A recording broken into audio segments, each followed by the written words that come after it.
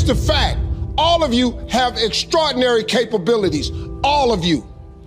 Quit running away from the gift. Your gift will make room for you. Stop trying to be something you ain't gifted at. All of you have this gift. The invisible can do what seems to be impossible.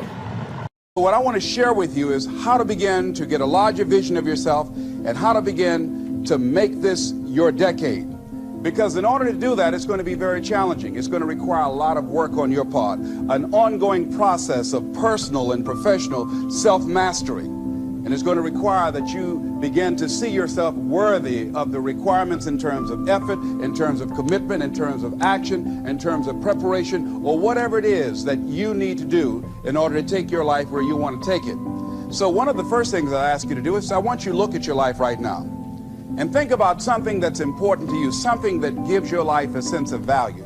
Think about something that you'd like to have, or something you'd like to create for you or your family or for society. I want you to hold this thought in mind. Now, one of the first things I want you to do is don't worry about the inner conversation that you're going to have. Don't worry about how you're going to do it. That's going to come. You're going to develop a plan of action. You will find the way. You'll become the kind of person that can attract the people, the resources, and everything you need in order to make that become reality.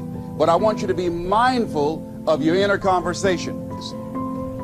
That inner conversation, ladies and gentlemen, is the reason that most people take their greatness, take their ideas to the graveyard with them. You know, the wealthiest place on the planet, a minister said recently, and it was so true, is not the gold mines in the various areas of the world or the diamond mines. The wealthiest place on the planet is the graveyard. Because in the graveyard we will find inventions that we never ever were exposed to, ideas, dreams that never became reality, hopes and aspirations that were never acted upon, because most people allow that inner conversation, for whatever reason, to keep them from ever pursuing their goals. So let us begin to look at what's required in order to make this our decade. Why is it that most people don't ever reach their goals or live up to their true potential? One is fear. And there are only two kinds of fears that we're born with: the fear of falling and the fear of a loud sound. All other fears we learn, like the fear of failure. The next is the fear of success. That's one of the major challenges I had to deal with. I was working on a major project, and after it began to grow and it was extremely successful, I panicked and I walked away from it and gave it to someone else because I didn't believe that I could handle it. The other thing that keeps most people from reaching their goals is that a lot of people become comfortable. They stop growing. They stop wanting anything. They become satisfied. They stop looking at ways in which they can improve themselves. They stop putting things in front of them. I was reading something by a great man, George Bernard Shaw, and he said something to the effect that to have succeeded is to have finished one's business on earth, like the male spider who is killed by the female spider the moment he has succeeded in his courtship. And he goes on to say, I like a state of continual becoming with a goal in front and not behind. The other thing that keeps us from reaching our goal is not feeling worthy. That's where a lot of people get stuck. Because see, when you don't feel worthy of your goal, you will begin to unconsciously engage in self-destructive behavior, like procrastinating, constantly putting things off, squandering your time, and that's what life is made of. Something else that keeps us from reaching our goal, and that is many times because we spend so much time complaining and blaming everybody or everything. They might moan and groan about their job. I'm sick of this job. I'm sick of you. And they just moan and groan and complain all the time and never do anything about it. They haven't got to the point where they're sick and tired of being sick and tired. They just have enough energy to complain about it, and they consider that, in fact, they believe that that's equivalent to doing something about it, just complaining. No, that can't get you where you want to go. That cannot create your reality for you. The other thing that keeps most people from realizing their true greatness and their true potential, circumstances. their environment. There are many people who believe because of where they're born, because of the area where they are in life and where they find themselves, that's all they know. Given my circumstances, ladies and gentlemen, I shouldn't be doing what I'm doing right now. See, I know something about you, even not knowing you, that you've got greatness within you. You have the ability to do things that you can't even begin to imagine. You have talents and skills in you that you haven't even begun to reach for yet. So some of you are going to experience a breakthrough. Some of you are going to go back and look at your dreams and brush them off. Some of you are going to begin to look at yourself and say, hey, look here, I know I have not done all that I can do. Whatever goal that you have in mind, I want that to be a goal that will challenge you, something that will make you stretch. It was Osborne who said, unless you attempt to do something beyond that which you've already mastered, you will never grow. What is it that you looked at some point in time and you decided that you couldn't do it, that you talked yourself out of it? Whatever it is, bring it back out there. How are you going to do it? That will come to you in due time. See, you don't get in life what you want, ladies and gentlemen. You get in life what you are, not what you want. See, the good news is that we can always become more by working to develop ourselves. So the first process of making this your decade, you've got to begin to take a look at your life and look at where are you right now? What are your strengths? What are your weaknesses? What gives your life a sense of fulfillment, a sense of joy? What does a full, rich life means to you? What is it that you could love doing 7 days a week that'll bring a smile to your face? Think about that. In all the areas of your life, your professional life, your personal life, your family life, your spiritual life, what is it that you'd like to have? Once you begin to determine that, that takes you to the next step. And that is, once you decide what it is that you want, now you've got to decide that you deserve that. Repeat after me, please. I deserve the best that life has to offer. I deserve to find my purpose in life. Think of a place where you have suffered. Frustration, overwhelm, anger, sadness, feeling not enough something. And what if there was a quick way to end it? Here's how that can be done in a matter of moments. First, you only suffer because of what you focus on. You're focusing on one of three things. 3 words you want to remember going forward. Loss, less, or never.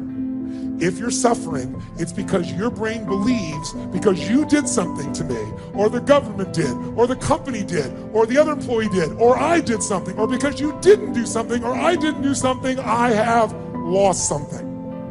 Lost love, lost time, lost energy, lost respect, lost significance, lost anything. The illusion of loss makes us suffer. All you've lost was your expectations weren't met. Because there's no guarantee in life. Could we walk across the street and get by a car? Of course we can. That's loss. Everything else is an illusion. It just means your preferences weren't met. The second thing that'll make you suffer is if you think something you did or didn't do, or something someone else did or didn't do, cause you have less of something you value, less love, less joy, less time, less energy, less acknowledgement. If you feel like you have less, you will suffer. And the third one, and the worst one, is if your brain starts believing that you failed to do something, I failed to do something, or you did something, or I did something, that means I will never have that love, have that joy, have that success, have that acknowledgement, have that freedom. When our brain believes we've lost, or we have less, or we'll never, we suffer. And all those are illusion. The way you get out of it is really simple. You're never going to go from suffering to joy. It's too big a jump. So you go from suffering to appreciating something. How many of you, no matter how bad your life is, there's something you can appreciate? Your health, your children, your life, the country you live. How many got something you can appreciate? Say I. Is there something you can appreciate in every moment, even in the worst moments you've been in? Yes or no? Yes or no? And if you're so smart, which I know you are, you should be easily find those things. All it is you decide, I'm not going to suffer, so when I feel it, within 90 seconds, I figured out what it is. I don't live there. I find something to appreciate. I find something next to enjoy. Second step, once you appreciate and enjoy, I want to learn from this. What can I learn? What can I grow? If in the middle of that problem you learn from that relationship, then it's not a bad ending of a relationship anymore. If you grow from it, you're going to feel alive. And thirdly, third step, after appreciate and joy, learn and grow, throw it up. If you do anything loving, if you give anything, if you're grateful, your suffering will end. Are there people that have been in concentration camps that were able to end suffering even though there was physical pain? Yes or no? What I learned through all this pain in my body was there's pain and there's suffering. You wanna know the difference? Pain is that shock feeling of pressure and tension running up my spine. Suffering is, why did this happen to me? Will I ever be able to do this again? Can I ever get back on stage? How long will this last? The story is the suffering. It's easy to deal with pain. It's the suffering that makes it so hard. Raise your hand if you follow what I'm talking about here. Say I. So I'm gonna give you one technique right now. We'll do it really fast so you know it works. Shake your body out. In fact, right now, develop a quick pattern. I want you to make a move that if you made that move, you feel strong instantly. Just try something. Make a strong move of some sort. Make a move. Make your move. Make your move. Make a sound when you just shout the word yes when you make your move. Make your move. Say yes. Say yes. Say yes. Now here's what I want you to do. How many of you have a situation either at home or in your work environment where there's some unfinished business? Where there's a situation with a person or a situation that you need to handle and it's stressful inside when you think about it, so you try not to think about it, you do other stuff. But it's got to be handled and you've not handled it. How many got an area where there's some suffering like that? Raise your hand nice and high. Let me see.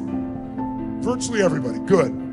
Think of that situation that really bugs you and really think about how it really feels if you really let yourself focus on it. And feel what that suffering would be like. And I want you to pick something that on a scale from 0 to 10, where 10 is total suffer and 0 is no suffering at all, that's in the 8 or above range at least. 7, 8, 9, 10. Don't pick a little one because you won't notice in this quick moment enough for you to feel it. I want you to feel a difference.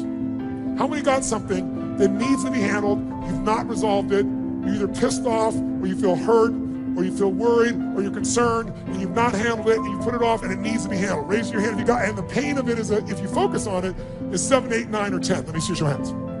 Awesome. Here's what I want to show you.